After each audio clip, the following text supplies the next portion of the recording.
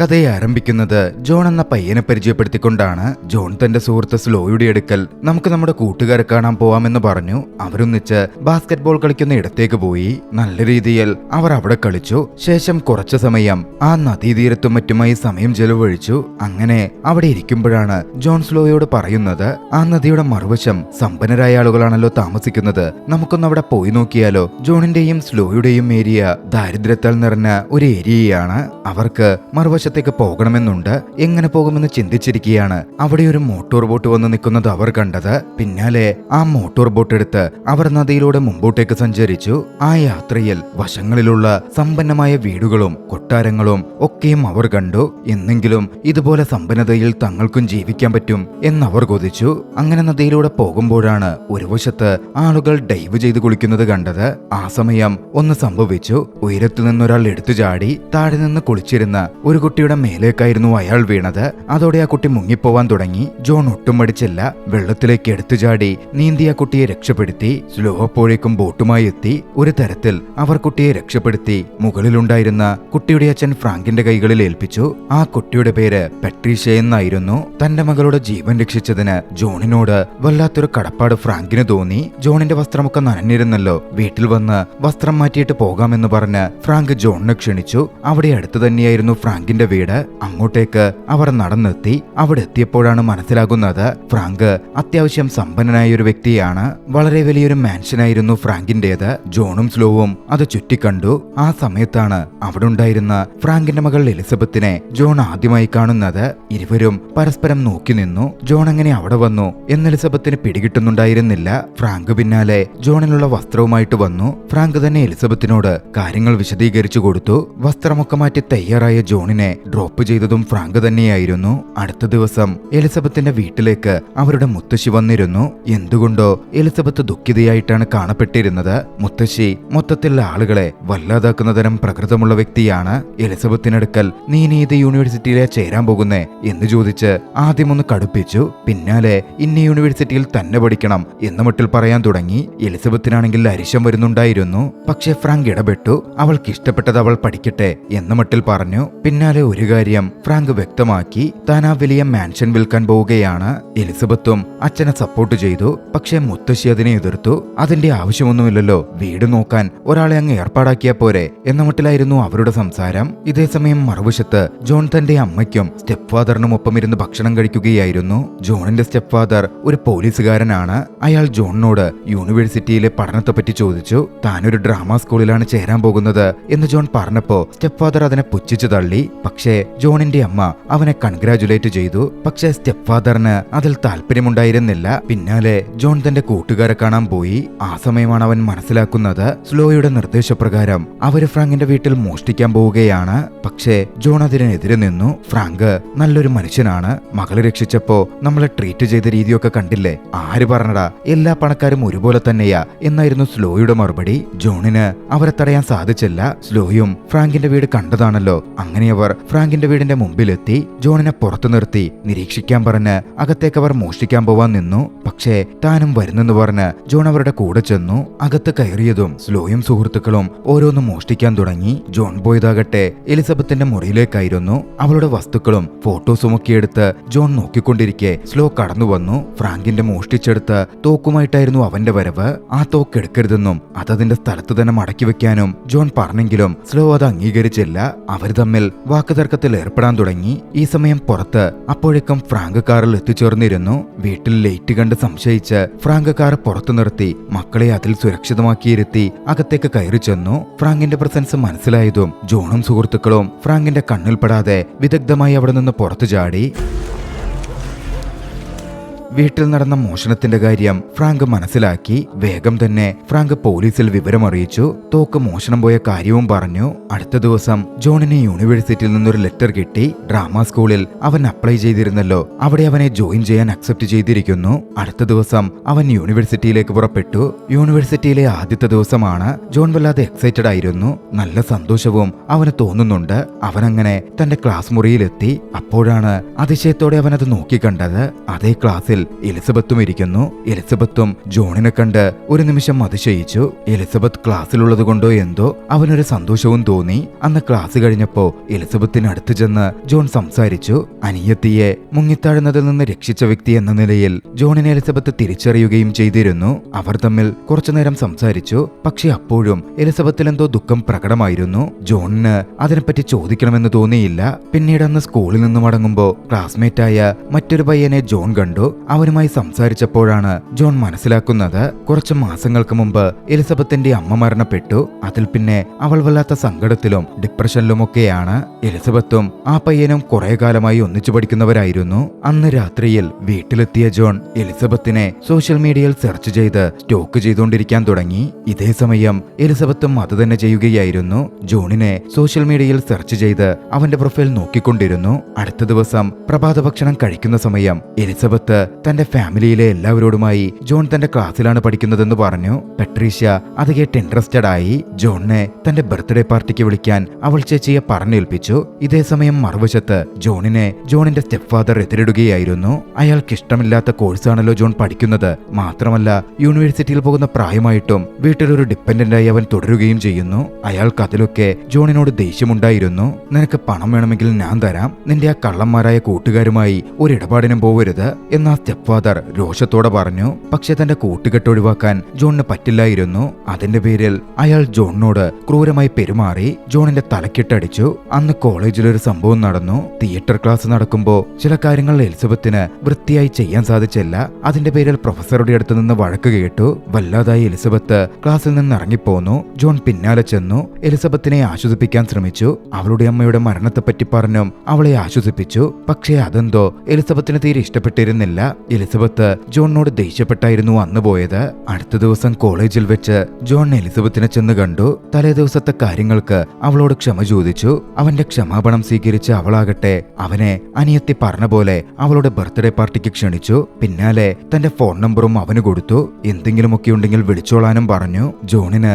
വലിയൊരു സന്തോഷം തോന്നിയിരുന്നു. അടുത്ത ദിവസവും വീട്ടിലൊരു പ്രശ്നമുണ്ടായി. പഴയ കാര്യങ്ങൾ പറഞ്ഞ് അച്ഛൻ വീണ്ടും ജോണിനെ എതിരിട്ടു. അവൻ എല്ലാവരുടെയും സംരക്ഷണത്തിൽ ഡിപ്പെൻഡന്റായാണ് നിൽക്കുന്നത് എന്ന് പറഞ്ഞ് അയാൾ ജോണിനെ ആക്രമിക്കാൻ ശ്രമിച്ചു. അപ്പോഴായിരുന്നു സ്ലോ വന്നത്. തന്റെ സുഹൃത്ത് ആക്രമിക്കപ്പെടുന്നത് കണ്ടതും സ്ലോ കയ്യിലുണ്ടായിരുന്ന ഫ്രാങ്കിന്റെ തോക്കെടുത്ത് അയാൾക്ക് നേരെ ചൂണ്ടി അയാളെ ഭീഷണിപ്പെടുത്തി. പിന്നാലെ ജോണിനെ രക്ഷപ്പെടുത്തി അവനെ ആശ്വസിപ്പിച്ചു. സ്ലോയോട് ജോൺ നന്ദി പറഞ്ഞു. അടുത്ത ദിവസമായിരുന്നു പെട്രീഷ്യയുടെ ബർത്ത്ഡേ പാർട്ടി ഉണ്ടായിരുന്നത്. ജോൺ അതിൽ പങ്കെടുക്കാൻ പോയി. അവിടെ വെച്ച് അവൾ എലിസബത്തിനെ മീറ്റ് ചെയ്തു. പാർട്ടിയുടെ ബഹളത്തിൽ നിന്ന് മാറി സ്വസ്ഥമായിരുന്നു സംസാരിക്കാൻ ജോണിനെ അവൾ തന്റെ മുറിയിലേക്ക് കൂട്ടി. ജോണുമായുള്ള ഇടപെടലിൽ നിന്ന് ജോണിനുമേൽ എലിസബത്തിന് ചെറിയൊരു പ്രണയതാൽപര്യം തോന്നുന്നുണ്ടായിരുന്നു. സംസാരിക്കുമ്പോൾ അടുത്ത ദിവസം ഒന്നിച്ച് പുറത്തു പോകാം എന്നവർ തീരുമാനിച്ചു. അന്ന് കുറച്ചധികം നേരം എലിസബത്തുമായി ചെലവഴിച്ച ശേഷം എലിസബത്തിനോട് ബൈ പറഞ്ഞ് ജോൺ വീട്ടിലേക്ക് പോന്നു. വീട്ടിലെത്തിയപ്പോ കണ്ടത് അമ്മ കരഞ്ഞുകൊണ്ടിരിക്കുന്നതായിരുന്നു. അവൻ കാര്യമന്വേഷിച്ചു. അപ്പോഴാണ് പറയുന്നത് അവന്റെ സ്റ്റെപ്പ് ഫാദർ അമ്മയെ ഡിവോഴ്സ് ചെയ്തത്രേ. അമ്മയെ കംഫോർട്ട് ചെയ്ത് സപ്പോർട്ട് ചെയ്ത് അവൻ കുറച്ചുനേരം അമ്മയ്ക്കൊപ്പം തന്നെ ഇരുന്നു. അമ്മയെ ആശ്വസിപ്പിച്ചു. അടുത്ത ദിവസം എലിസബത്തും ജോണും പുറത്തു പോവാൻ പ്ലാൻ ചെയ്തിരുന്നല്ലോ. പക്ഷെ അവൾക്കതിന് സാധിക്കാത്ത അവസ്ഥ വന്നു. അവൾക്ക് അന്ന് അനിയത്തിയെയും നോക്കി വീട്ടിലിരിക്കണമായിരുന്നു. ജോണിനെ എലിസബത്ത് തന്റെ വീട്ടിലേക്ക് ക്ഷണിച്ചു. ആ സമയം ജോൺ കൂട്ടുകാരോടൊപ്പം കാറിൽ സഞ്ചരിക്കുകയാണ്. കൂട്ടുകാരോട്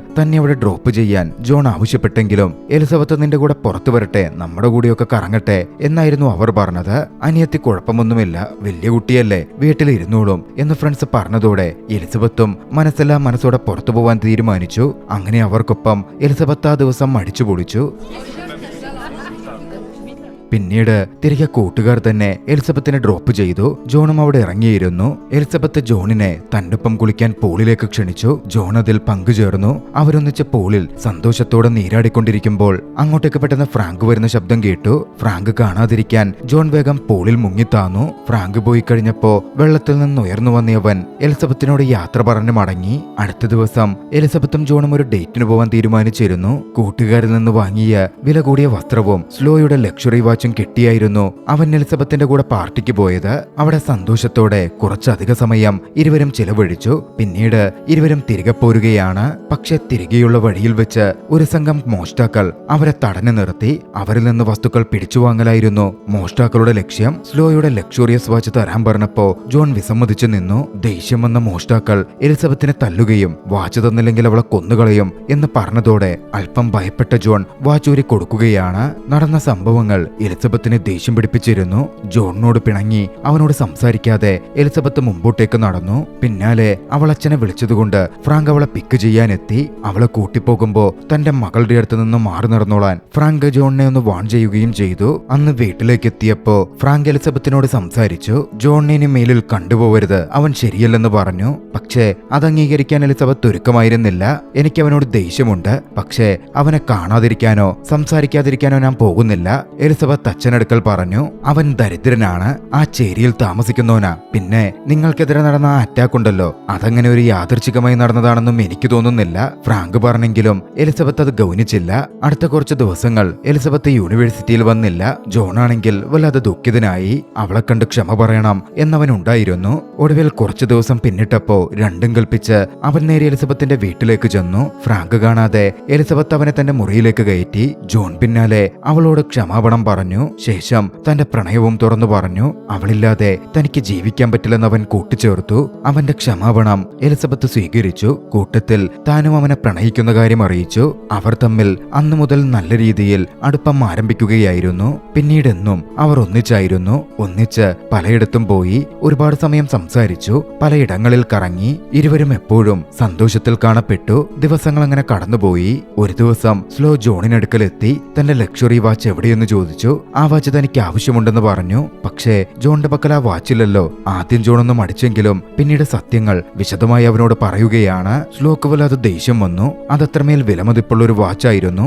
മാത്രമല്ല കുറച്ചുപേർ സ്ലോയുടെ ജീവനെടുക്കാൻ അവന്റെ പിന്നാലെയുണ്ട്. ആ വാച്ച് വിറ്റ് കിട്ടുന്ന പണം കൊണ്ട് അവരുടെ കടം തീർക്കാനായിരുന്നു സ്ലോ പ്ലാൻ ചെയ്തിരുന്നത്. അതാണിപ്പോൾ ഇല്ലാതായിരിക്കുന്നത്. ജോണും ആകെ അങ്കലാപ്പിലായി. ഒടുവിൽ അവനൊരു കാര്യം സജസ്റ്റ് ചെയ്തു. അവരുടെ ഡ്രാമ സ്കൂളിൽ യൂണിവേഴ്സിറ്റി സ്റ്റുഡിയോയിൽ വിലപിടിപ്പുള്ള കുറച്ച് വസ്തുക്കളുണ്ട്, അത് മോഷ്ടിച്ചു വിൽക്കാം. കിട്ടുന്ന പണം കൊണ്ട് നിന്റെ കടവും തീർക്കാം. സ്ലോ അതിന് സമ്മതിച്ചു. പിന്നാലെ വിദഗ്ധമായി പ്ലാൻ ചെയ്ത് അവർ യൂണിവേഴ്സിറ്റിയിൽ ആ മോഷണം നടത്തി. അടുത്ത ദിവസം ജോണിൽ നിന്നൊരു മെസ്സേജ് എലിസബത്തിനെ തേടിയെത്തി. വിചിത്രമായൊരു മെസ്സേജ് ആയിരുന്നു അത്. എലിസബത്ത് അത് വായിച്ചു. ഞാൻ നിനക്ക് ചേർന്നവനല്ല, നിനക്ക് എന്നിലും മികച്ച ഒരുവനെ കിട്ടും. എലിസബത്ത് ആകെ കൺഫ്യൂസ്ഡ് ആയി. എന്താണ് നടക്കുന്നത് എന്നവൾക്ക് മനസ്സിലാവുന്നുണ്ടായിരുന്നില്ല. ജോണിനെ കാണാൻ ശ്രമിച്ചിട്ടാണെങ്കിൽ അതിനവൾക്ക് സാധിച്ചുമില്ല. വൈകാതെയാണ് അവൾക്കൊരു വിവരം കിട്ടുന്നത്. യൂണിവേഴ്സിറ്റിയിലെ റെക്കോർഡിംഗ് ഡിവൈസ് മോഷണം പോയിരിക്കുന്നു. മോഷ്ടാക്കൾ കടന്നു കയറിയിരിക്കുന്നത് അധികമാർക്കും അറിയാത്ത ഒരു വഴിയിലൂടെയാണ്. ആ വഴി ജോൺ അറിയാമെന്ന് എലിസബത്തിന് അറിയാമായിരുന്നു. അതുകൊണ്ട് തന്നെ ചില കാര്യങ്ങളിൽ അവൾക്ക് സംശയം തോന്നി. അതൊക്കെ യാദൃച്ഛികത മാത്രമായിരിക്കും എന്ന് ചിന്തിച്ച് തന്നെ കൺവിൻസ് ചെയ്യാൻ സമാധാനിക്കാൻ അവൾ ശ്രമിച്ചുകൊണ്ടിരുന്നു. പിന്നീട് എലിസബത്ത് തന്റെ അച്ഛനരികിൽ ചെന്നു. അച്ഛൻ അവൾക്ക് റെക്കോർഡ് ചെയ്തെടുത്ത സർവൈലൻസ് ക്യാമറയുടെ ഫൂട്ടേജ് കാണിച്ചു കൊടുത്തു. അവരുടെ വീട്ടിൽ മോഷണം നടന്നതിന്റെ ഫൂട്ടേജ് ആയിരുന്നു അത്. അന്ന് സ്ലോയും ജോണും കൂട്ടുകാരും ആ വീട്ടിൽ മോഷണം നടത്തുന്നതിന്റെ ദൃശ്യങ്ങൾ ഫ്രാങ്കിന് കിട്ടിയിരുന്നു. ഫ്രാങ്ക് പക്ഷേ ജോണും സ്ലോയും മകളെ രക്ഷിച്ചതാണല്ലോ എന്നോർത്ത് അന്നത് പോലീസിന് കാണിച്ചു കൊടുക്കാതിരുന്നതാണ്. ജോൺ ഒരു മോഷ്ടാവാണെന്ന സത്യം ഫ്രാങ്ക് വെളിപ്പെടുത്തി. അക്ഷരാർത്ഥത്തിൽ ആ കാര്യം എലിസബത്തിനെ ഞെട്ടിച്ചിരുന്നു. അവൾ വീണ്ടും ദുഃഖത്തിലേക്കും ഡിപ്രഷനിലേക്കും പോയി. ഇതേസമയം മറുവശത്ത് എല്ലാം കൊണ്ടും ജോണും വല്ലാത്തൊരവസ്ഥയിലായിരുന്നു. പല കാര്യങ്ങളെയും നിയന്ത്രിക്കാൻ ജോണിന് സാധിച്ചില്ല. ഇപ്പോൾ എലിസബത്തുമായി അകലേണ്ടി വന്നു. അവനങ്ങനെ ദുഃഖിച്ചിരിക്കുമ്പോ സ്ലോ അവന്റെ അരികിൽ വന്ന് അവനെ ആശ്വസിപ്പിച്ചു. പിന്നീട് സ്ലോ താൻ പണം കൊടുക്കാനുള്ള ക്രിമിനലിനടുക്കൽ പണം കൊടുക്കാൻ പോയിരുന്നു. പക്ഷേ അയാളുമായി ഒരു ആർഗ്യുമെന്റ് നടന്നു. ദേഷ്യം വന്ന ആ ക്രിമിനൽ സ്ലോയെ വെടിവെച്ചു കൊന്നു. ജോണിന്റെ കൺമുമ്പിൽ വെച്ചായിരുന്നു ആ കൊലപാതകം നടന്നത്. തന്റെ പ്രിയപ്പെട്ട കൂട്ടുകാരന്റെ ആ മരണം ജോണിനെ ആകെ വല്ലാതാക്കിയിരുന്നു. പ്രണയം നഷ്ടപ്പെട്ടിരിക്കുന്നു. ഇപ്പോൾ ആകെ ഉണ്ടായിരുന്ന കൂട്ടുകാരനും അവൻ വല്ലാതെ ഫ്രസ്ട്രേറ്റഡ് ആയി. പ്രിയപ്പെട്ട സ്ലോയ്ക്ക് വേണ്ടി പ്രതികാരം തീർക്കണം എന്നവന് തോന്നിക്കൊണ്ടേയിരുന്നു. അവൻ ആ കാര്യം തന്റെ മറ്റൊരു കൂട്ടുകാരനോടും പറഞ്ഞു. പ്രതികാരത്തിനായി ജോൺ വൈകാതെ പുറപ്പെട്ടു. ജോണിന്റെ ജീവിതം തന്നെ നശിച്ചു പോകും എന്ന് ജോൺ കാര്യങ്ങൾ പറഞ്ഞ കൂട്ടുകാരൻ അറിയാമായിരുന്നു. ഒരു തരത്തിൽ എലിസബത്തിന്റെ നമ്പർ സംഘടിപ്പിച്ച് ആ കൂട്ടുകാരൻ എലിസബത്ത് എലിസബത്തിനെ വിളിച്ചു കാര്യങ്ങൾ വിശദമായി പറഞ്ഞു. പിന്നാലെ ആ കൂട്ടുകാരൻ തന്നെ പോയി എലിസബത്തിനെ പിക്ക് ചെയ്തു. കൊല്ലാൻ വേണ്ടി ഇറങ്ങിയ ജോണിനെ തടയലായിരുന്നു അവരുടെ ലക്ഷ്യം. ജോൺ പോയ ഇടത്തേക്ക് എലിസബത്ത് എത്തി. പക്ഷെ അപ്പോഴേക്കും അവിടെ പോലീസ് ചുറ്റിവളഞ്ഞിരുന്നു. എലിസബത്തിനെ മുമ്പോട്ടേക്ക് വിടാൻ സമ്മതിക്കാതെ പോലീസ് തടഞ്ഞു നിർത്തി. അപ്പോഴാണ് ഒരു കാര്യം വ്യക്തമാകുന്നത്. ജോൺ യാഥാർത്ഥ്യത്തിൽ ആ ക്രിമിനലിനെ കൊന്നിരുന്നില്ല. അയാളെ കൊല്ലുവാൻ ജോൺ മുന്നിട്ട് ചെന്നതാണ്. പക്ഷേ കൊല്ലാതെ അയാളെ തോക്കിൻ മുനയിൽ നിർത്തി അവൻ പോലീസിന് ഫോൺ ചെയ്തു. കാര്യങ്ങളൊക്കെ വിശദമായി പറഞ്ഞു. പോലീസ് എത്തി സ്ലോയുടെ കൊലപാതകത്തിന് ആ ക്രിമിനലിനെ അറസ്റ്റ് ചെയ്തു. തോക്ക് കൈവശം വെച്ചതിന് ജോണിനെയും അറസ്റ്റ് ചെയ്തു. പോലീസ് ജോണിനെ അറസ്റ്റ് ചെയ്ത് വണ്ടിയിൽ കൊണ്ടുപോവാൻ തുടങ്ങി. എലിസബത്ത് സ്കൂട്ടർ എടുത്ത് വേഗത്തിലോടിച്ച് പോലീസ് വണ്ടിക്ക് വട്ടം വെച്ചു. ഓഫീസർ അവളുടെ മുമ്പിൽ നിന്ന് മാറാൻ പറഞ്ഞെങ്കിലും അവൾ മാറുന്നുണ്ടായിരുന്നില്ല. ഒടുവിൽ ഓഫീസർ അവളെയും അറസ്റ്റ് ചെയ്ത് ജോണിനൊപ്പമാക്കി. അവളുടെയും ഐഡിയ അതുതന്നെയായിരുന്നു. ജോണിനൊപ്പം അറസ്റ്റ് ചെയ്യപ്പെട്ട് കൂട്ടാളിയായി ജയിലിൽ പോകുക. അങ്ങനെ സംഭവിച്ചാൽ അവളുടെ അച്ഛൻ പവറും പണവും ഉപയോഗിച്ച് അവളെയും ജോണിനെയും പുറത്തിറക്കും. പിന്നീട് ഇരുവർക്കും സന്തോഷത്തോടെ ജീവിക്കാം. എല്ലാം നല്ല രീതിയിൽ അവസാനിക്കും എന്ന സൂചനകളോടെ ചലച്ചിത്രം അവസാനിക്കുന്നു. രസകരമായ ഈ ഒരു ചലച്ചിത്രം നിങ്ങൾക്കിഷ്ടമായെങ്കിൽ വീഡിയോ ലൈക്ക് ചെയ്യുക. അഭിപ്രായങ്ങളും നിർദ്ദേശങ്ങളും കമന്റുകളിൽ രേഖപ്പെടുത്തുക. കഴിയുമെങ്കിൽ ചാനൽ സബ്സ്ക്രൈബ് ചെയ്തും കൂട്ടുകാർക്ക് ഷെയർ ചെയ്തു കൊടുത്തും ഞങ്ങളെ സപ്പോർട്ട് ചെയ്യുക. അടുത്ത എപ്പിസോഡിൽ മറ്റൊരു മികച്ച ചലച്ചിത്രവുമായി നമുക്ക് കണ്ടുമുട്ടാം. അതുവരെ ബൈ.